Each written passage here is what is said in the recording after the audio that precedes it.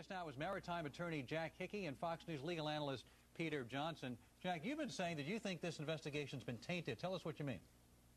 Well, I think from the very beginning, there's no doubt about it, Alan, that the cruise line botched this investigation.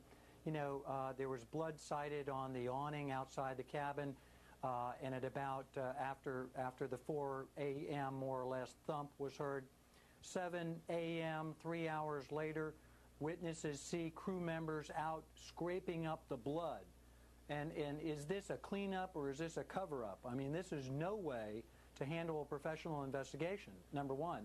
Number two, they go to, instead of interviewing witnesses in a professional manner, 2 days later, crew members or some security details are interviewing witnesses, a couple actually, who heard some things and saw some things. And in the process of the interview, they're smearing the Smiths. I mean, they're actually suggesting by the way they're asking the questions.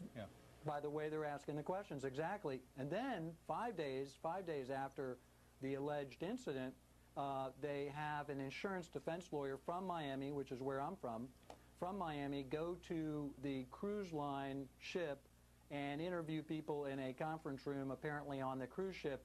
And you know that an attorney is just there to collect evidence that's going to be favorable to their insurance company. The three, for example, we had the police officer in the cabin adjacent, and that man heard the fighting, the arguing, the thud, and then looked out in the hall and saw 3 men, specific men. Putting all of the mishaps that you have described in context, doesn't it still appear likely that they may be involved?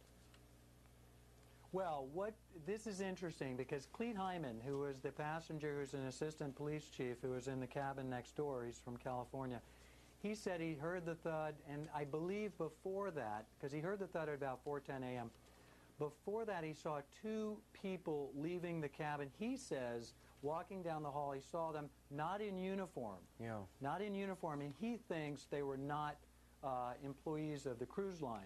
Yeah. But then there are other witnesses who say perhaps a cruise line employee was inside the room.